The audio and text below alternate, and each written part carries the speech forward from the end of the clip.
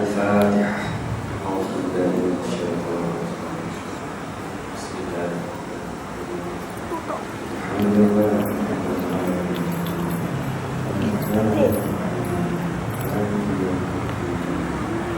إياك نعبد وإياك نستعين.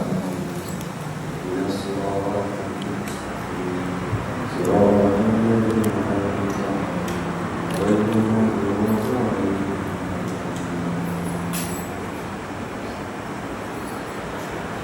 Bismillahirrahmanirrahim.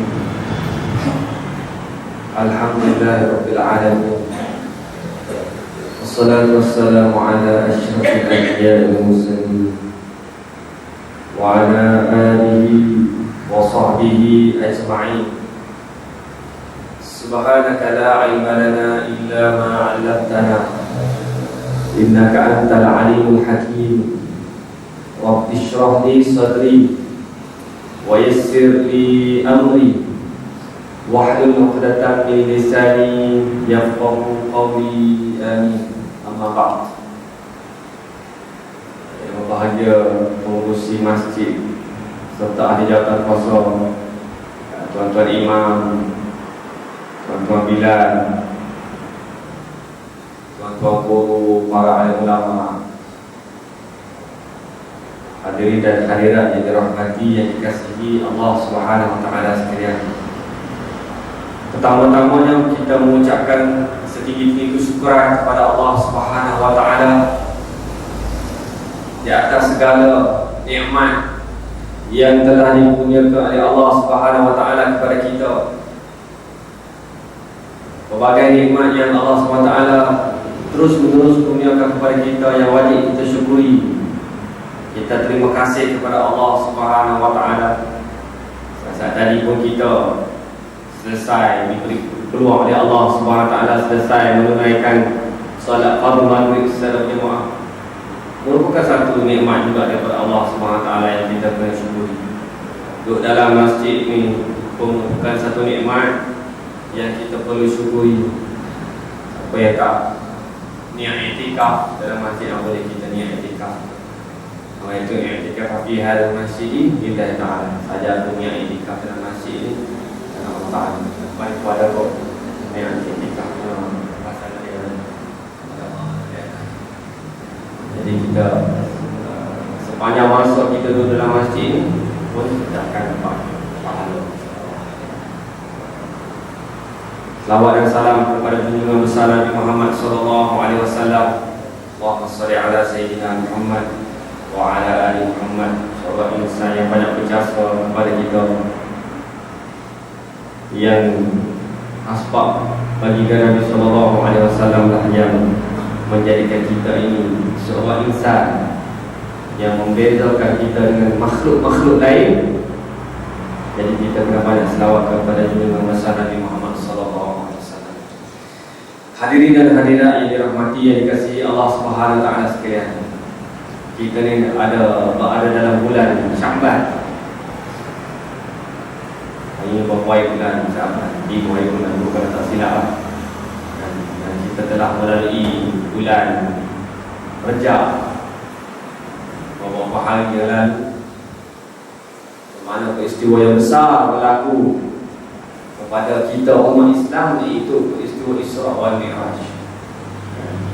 Peristiwa besar yang menguji keimanan para sahabat radhiyallahu anhum ajma'in, yang menjadi suatu titik tolak penting dalam perjuangan baginda Nabi sallallahu alaihi wasallam,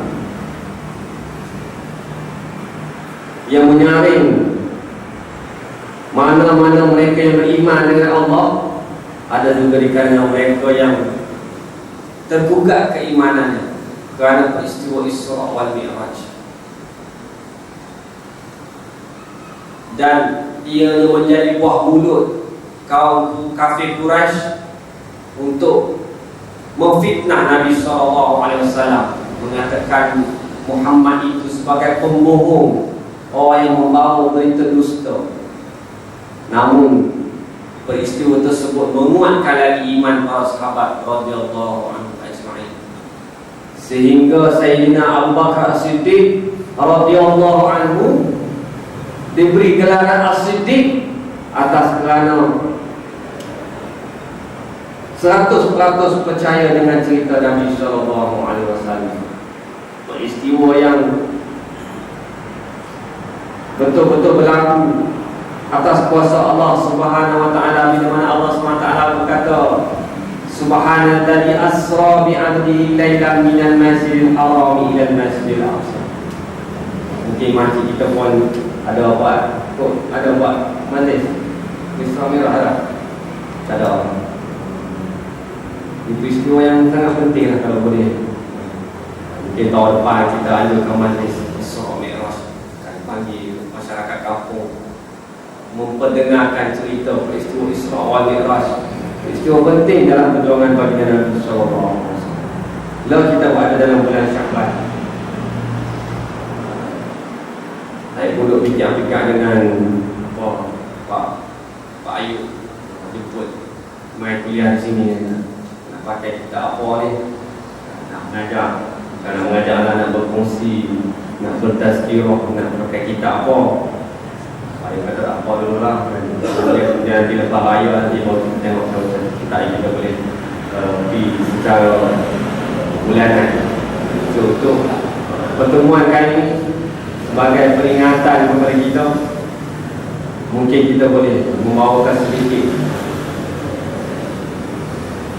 motivasi kepada kita dalam bulan Sya'ban ni, yang mana tak lama lagi kita akan menghampiri, akan melalui, akan merasai bulan Ramadan Al-Mubarak. Adalah 5 bulan, dalam 3 minggu lebih lagi kita akan masuk dalam bulan Ramadan. Imam tadi pun baca doa. Kalau bulan Rajab, Allahumma barik lana fi Rajab wa Sya'ban wa balighna Ramadan. Rajab dah sudah. Jadi Imam baca Allahumma barik lana fi Sya'ban wa balighna Ramadan. Ya Allah, berkatilah kami dalam bulan Sya'ban ni dan sampaikanlah kami pada bulan Ramadan. Kita orang yang beriman perlulah mencontohi sahabat-sahabat radhiyallahu anhum, contohi para alim ulama kita, baik yang dulu ataupun yang sekarang, yang hati mereka 3 minggu lagi ingat Ramadan sudah merasai kenikmatan, sudah ada perancangan apa yang nak dibuat dalam bulan Ramadan. Kerana terlalu besarnya ganjaran yang Allah SWT sediakan kepada orang-orang yang beribadah dalam bulan Ramadan. Dan 3 minggu lebih lagi lah kan? Jadi bulan yang dirindui oleh para sahabat radhiyallahu anhu ajma'in, dan dirindui oleh Nabi sallallahu alaihi wasallam. Kalau tidak masukkan ada satu hadis atau doa Nabi sallallahu alaihi wasallam, bulan Rajab lagi dah sebutlah bulan Ramadan. Allahumma barik lana fi Rajab. Ya Allah, berkatilah kami dalam bulan Rajab dan berkatilah kami dalam bulan Sya'ban. Rajab, Sya'ban. Wa balighna Ramadan, dan sampaikanlah kami kepada bulan Ramadan. Doa supaya panjang sampai bulan Ramadan. Kita berdoa, ya Allah, panjangkanlah dalam bulan Ramadan. Jadi insya-Allah malam ini sedikit sebanyak tazkirah supaya kita bertambah motivasi. Kalau kata tambah jeliru nak masuk bulan Ramadan ni, dia ada perasaan seronok akan melalui tak lama lagi bulan Ramadan Al-Mubarak. Wa dzakir fa inna dzikra tanfa'u. Berilah peringatan. Sesungguhnya peringatan itu memberi manfaat kepada orang-orang yang beriman. Kan? Yang kena selalu ingat tentang majlis-majlis ilmu, majlis-majlis tazkirah, majlis peringatan, seminar ke halaqah ke macam mana ke, merupakan satu tempat untuk kita memperingati diri kita. Kita kan lupa, kadang-kadang lupa banyak sangatlah kerja kita kan, pergi kerja, balik kerja, pejabat dan apa dan sebagainya. Jadi kita ambil masa untuk sedikit tazkirah. Inna dzikra tanfa'ul mu'minin. Penting untuk kita di orang awam, menambah semangat kita, motivasi motivasi kita untuk menghadapi bulan Ramadan Al-Mubarak. Persoalannya, gembirakah hati kita dengan Ramadan? Ataupun kita rasa tak ada apa, biasa-biasa, tak lama lagi bulan Ramadan ke? Apakah perasaan? Adakah kita bergembira akan kehadiran bulan Ramadan yang akan datang lagi 3 minggu lebih lagi? Dalam hadis riwayat Ahmad, At-Tabrani, Al-Baihaqi yang kita sebut tadi, sebutkan dalam kitab ini dari Anas bin Malik radhiyallahu anhu, Rasulullah sallallahu alaihi wasallam telah bersabda, Allahumma barik lana fi Rajabin wa Sya'bana wa ballighna Ramadana. Maksudnya, ya Allah, berkatilah kami di bulan Rajab dan Sya'ban, dan sampaikanlah kami ke bulan Ramadan. 2 bulan sebelum tiba bulan tu, Nabi SAW dah berdoa. Begitu tenanti-nanti, begitu merindui akan kehadiran bulan Ramadan. Macam mana perasaan kita kalau dululah muda-muda dulu kan, 2 bulan lagi nak akad nikah? Seronok. Seronok kan, takkan tak seronok kan? Doa lah bagai kan, praktis dan macam-macam. Seronok lah nak nikah ni, 2 bulan lagi nak akad nikah kan. Baru cari baju hak cantik-cantik, bersiap sedia untuk akad nikah. Songkok cari songkok hak cantik, pakaian, persiapan, duit lagi. Sebab kita tahu kelebihan dia selepas kita akad nikah.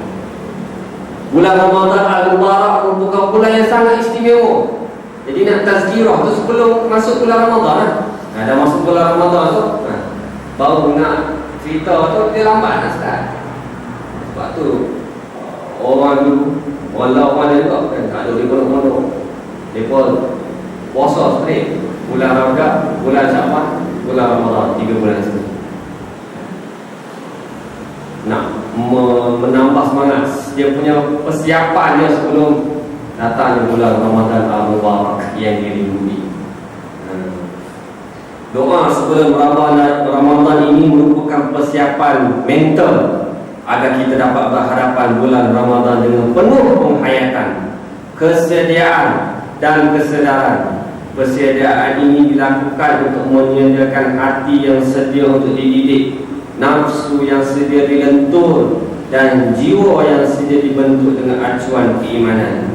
Ini membolehkan muhasabah diri dapat dilakukan untuk mengenal pasti nafsu ammarah yang menyelinap di hati yang kotor dan tersembunyi dalam jiwa yang gersang dengan cahaya keimanan. Dengan persediaan mental dan fizikal ini membolehkan kita mencapai ketakwaan yang merupakan objektif penting menerusi ibadah puasa. Allah Subhanahu wa taala berfirman, A'udzu billahi minasyaitonir rajim. Ya ayyuhalladzina amanu kutiba 'alaikumus shiyamu kama kutiba 'alal ladzina min qablikum la'allakum tattaqun. Wahai orang yang beriman, diwajibkan ke atas kamu berpuasa seperti mana diwajibkan ke atas orang sebelum kamu, supaya kamu bertakwa kepada Allah. Natijah daripada puasa yang kita akan 2-3 minggu lagi, 3 minggu lebih lagi adalah untuk meningkatkan darjat kita kepada darjat takwa kepada Allah SWT. La'allakum tattaqun. Jadi pentinglah kita tazkirah, memperingatkan sama kita supaya kita ingat dan kita buat persiapan nanti. Puasa merupakan suatu bentuk aktiviti rohani. Manusia ini terdiri daripada 2, jasmani dan rohani. Apabila tercabut rohani daripada diri kita, maka jasad kita akan menjadi tidak bernilai dan akhirnya akan dikapankan dan dikebumikan seperti makhluk-makhluk lain. Rohani itulah yang mempunyai nilai yang tinggi, berbentuk iman, berbentuk takwa, berbentuk khauf, berbentuk raja kepada Allah Subhanahu wa taala yang kita perlu suburkan. Maka bulan Ramadan Al-Mubarak ini merupakan satu medan untuk kita mempertingkatkan kekuatan rohani kita, supaya dipadukan dengan jasmani yang sedang berpuasa ketika itu, maka ianya akan membentuk makhluk yang sempurna, yang kuat jasmani dan kuat rohani. Maka bulan Ramadan inilah yang akan kita tempuh 3 minggu lagi. Kita cuba buat persiapan daripada sekarang. Kerana rohani inilah yang membezakan kita dengan makhluk-makhluk lain, yang membezakan kita dengan kucing-kucing di jalanan, yang membedakan kita dengan kambing-kambing di ladang-ladang, yang membedakan kita dengan lembu-lembu di padang rambut. Allah SWT menciptakan kita dengan penuh kehebatan, menciptakan kita dengan penuh mulia, kerana kita diberikan rohani yang kita perlu suburkan dengan Al-Quran, dengan puasa, dengan amal ibadah kepada kita. Puasa ini membangunkan jiwa kita, membangunkan jiwa untuk hari akhirat, untuk mendapatkan keredaan Allah Subhanahu wa taala. Ini matlamat daripada puasa yang kita akan temui 30 hari kan. Kalau kita sembang dengan orang yang bukan Islam, mereka terkejut. Orang Melayu, orang Islam boleh puasa 30 hari. Kita biasa boleh puasa lah, tak ada rasa apa-apa pun. Pula-pula tu pula memanglah letih kan, seminggu kalau yang tak biasa puasa. Tapi kita buat persiapan awal. Bulan Syaban ni kita ambil Isnin Khamis dan praktis tu. Isnin Khamis. Siapa yang dah biasa dengan Isnin Khamis tu, alhamdulillah lah. Siapa yang tak biasa lagi, boleh kita mulakan Syaban ni, ada 3 minggu lagi. Isnin hari ni Isnin tak puasa hari Khamis ni kan. Kami ni Isnin minggu depan ada beberapa hari ni. Isnin Khamis kalau 3 minggu adalah 5-6 hari kita boleh praktis berpuasa sebelum betul-betul hari. Jadi bila datang bulan Ramadan ni, kita dah sedikit semangat, kita dah bersedia nak buat amal ibadah. Mungkin masa tu kita dah tak letih, dah biasa dah sudah terbiasa dalam bulan Syaban kan. Matlamanya kita nak mendapatkan keredaan Allah Subhanahu wa taala dan menjadi pegangan kita di akhirat ini. Tuan-tuan muslimin, hadirin hadirat yang dirahmati yang dikasihi Allah SWT, kita kehidupan kita ni hanyalah sementara.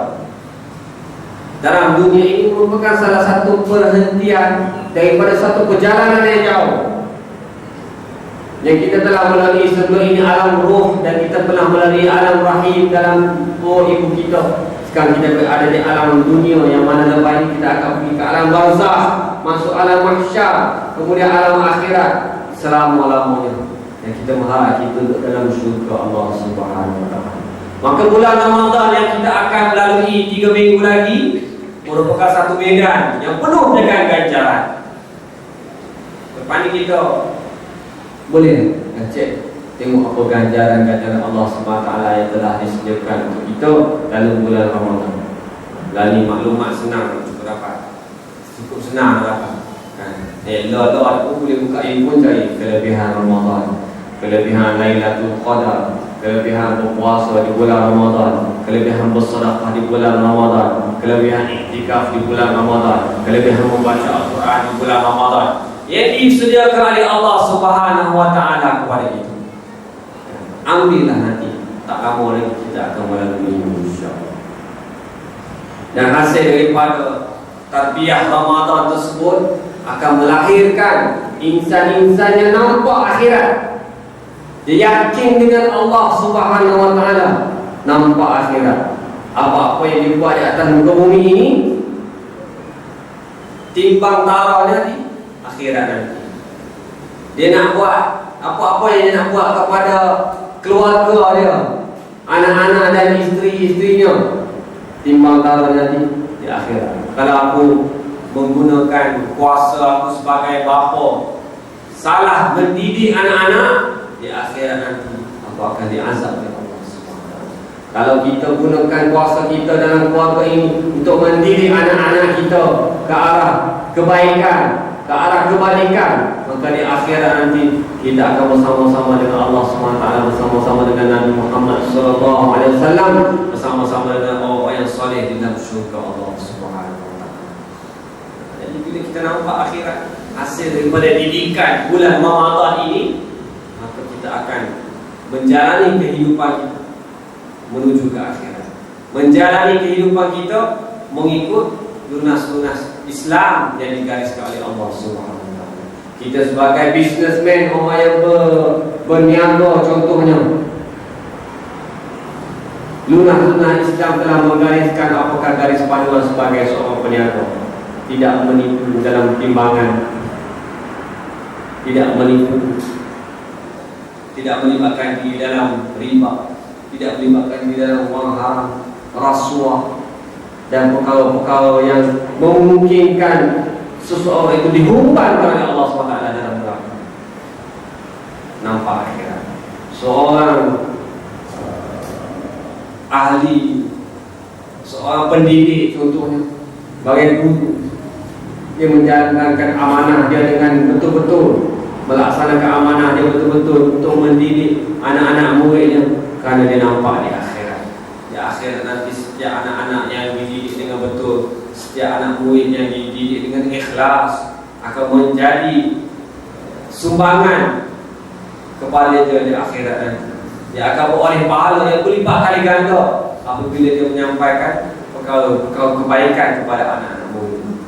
Ahli-ahli politik yang nampak akhirat tidak akan melakukan rasuah, tidak akan melakukan penyelewengan harta, tidak akan melakukan penyelewengan kuasa, kerana nampak di akhirat. Di akhirat nanti akan diadili oleh Allah Subhanahu Wa Taala dalam padang mahsyar. Dan setiap apa yang dia buat, dia akan diadili oleh Allah Subhanahu Wa Taala. Jadi medan Ramadan ni, macam mana medan Ramadan ini boleh mendidik jiwa dia untuk mendapatkan keredaan Allah Subhanahu Wa Taala, mendidik jiwa dia nampak hari akhirat.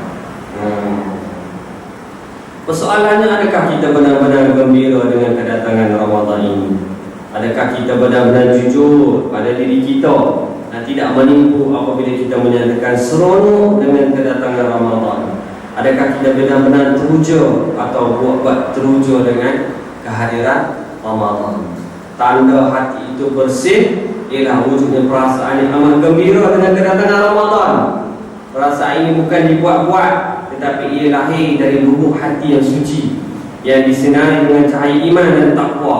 Ia bukan lahir disebabkan faktor juadah menyelerakan yang bakal menanti, atau disebabkan pasar Ramadan yang menyediakan pelbagai jenis makanan, ataupun kegembiraan menyambut hari raya. Ramai juga orang gembira bulan Ramadan ni. Hak niaga, seronok niaga, kan? Macam-macam. Masa ni nak tekan dengan harga, dengan apa lah, kan? Orang ramai yang beli. Seronok juga. Seronok dengan budak-budak, dengan beli baju baru, dengan air, kan? Lah ni pun dah ada promosi hari raya, kan? Kita pun dah tengok ini tahun lepas punya poster ke, tahun ni punya poster, tahun ni punya poster 2017. Dah tak dah promosi hari raya, kan? Punya lah. Seronok nak masuk bulan Ramadan. Seronok Ramadan tu seronok. Jadi kalau boleh kita tak ni di kedai-kedai buku kan, cari fadilat Ramadan, baca sikit. Persiapan kita 3 minggu lagi nak bulan Ramadan, apa persiapan kita? Mungkin kita bulan Ramadan kita nak target habis khatam Al-Quran ke, ataupun aku nak target nak menderma RM1,000 ke. Jangan derma lah, simpan. Bulan Ramadan baru kita derma. Sebab apa? Berlipat kali ganda pahala daripada Allah SWT. Duit ada simpan. Bulan Ramadan kita derma. Mungkin bulan Ramadan kita nak iktikaf ke, ambil cuti siap-siap ke, cuti 10 hari akhir tu, plan cuti siap-siap. Sebab apa? Pahala yang berlipat kali ganda. Dan tahu kita kena cari lebih kita buku-buku yang menceritakan tentang kelebihan bulan Ramadan yang akan kita lalui 3 minggu. Ya. Gembira ini adalah soal hati. Ia bukanlah sesuatu yang boleh dibuat-buat, tetapi ia lahir dari benar, hati yang tulus, ikhlas, sehingga melahirkan istiqamah. Jadi perasaan itu kita lah yang kena bentuk. Nak membentuknya dengan ilmu, kan? Kita baca buku ataupun tanya ustaz-ustaz, ataupun mungkin masjid boleh aturkan 1-2 sesi sebelum Ramadan ni, tazkirah ataupun ceramah tentang persiapan Ramadan. Buat penuri, panggil orang kampung ramai sebelum bulan Ramadan ni, bagi pengisian kepada orang kampung, kepada kita semua ni, persiapan bulan Ramadan. Apa kelebihan yang Allah SWT sediakan bulan Ramadan. Boleh kita masuk bulan Ramadan tu dalam keadaan bersedia, ada perancangan apa kita nak target, nak apa Lailatul Qadar, kan, ambil cuti siap-siap dan sebagainya, persiapan. Dalam bulan Ramadan juga ia mendidik kita sifat ikhlas. Nabi SAW bersabda dari Hafsah bin Umar radhiyallahu anhu, Rasulullah SAW telah bersabda, "Man lam yujmi'i siyama qabla al-fajr fala siyama lahu." Sesiapa yang tidak berniat puasa sebelum terbit fajar, maka tidak ada puasa baginya. Riwayat Abu Dawud. Jadi dari usul hukum fiqh, kalau nak puasa bulan Ramadan, dia kena niat hari Ramadan, kena niat pada malam hari, bermula daripada maghrib sehingga sebelum fajar, dia boleh berniat, kan?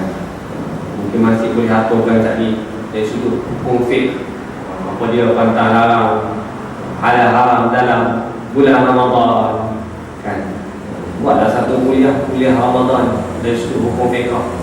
Kita ni masuk Ramadan, kadang kita tak tahu apa hukum kalau yang halal, yang membatalkan puasa, kan, dari sudut hukum fiqh, cara-cara dia, niat macam mana, kan? Jadi niat merupakan pemula yang penting bagi sesuatu ibadah. Ia bukan sekadar lafaz di mulut, tetapi ia merupakan keazaman yang terpendam dan tersemat indah di dalam hati sang nurani manusia untuk melakukan sesuatu pekerjaan. Ia dapat membedakan di antara ibadah dan adat. Kerana mungkin ada manusia itu berlapar dari pagi hingga waktu malam, tapi sekiranya tanpa disertakan dengan niat, perbuatan itu tidak membawa erti apa-apa di sisi Allah Subhanahu wa taala. Penting niat. Ia membezakan amalan ini. Kalau kita sembahyang maghrib saat tadi, kita tak niat sembahyang maghrib, tak sah sembahyang itu. Tak tahu sembahyang apa. Sembahyang dia ada 3 kan. Niat.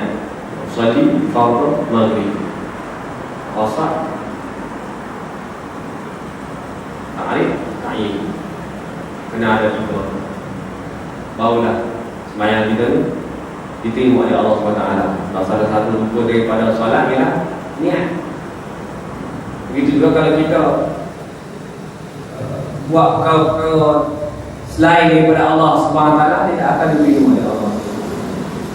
Sembelihan korban, niat kerana benda lain, niat kerana pahala, niat kerana patung, tidak akan diterima oleh Allah SWT. Kalau kita buat sesuatu kerana Allah SWT, maka akan kita mendapat ganjaran daripada Allah SWT. Diceritakan dalam satu hadis Nabi SAW, ada seorang sahabat yang beritahu kepada Nabi SAW, "Wahai Nabi, dalam peperangan si fulan bin si fulan telah mati di jalan Allah SWT, telah syahid." Nabi SAW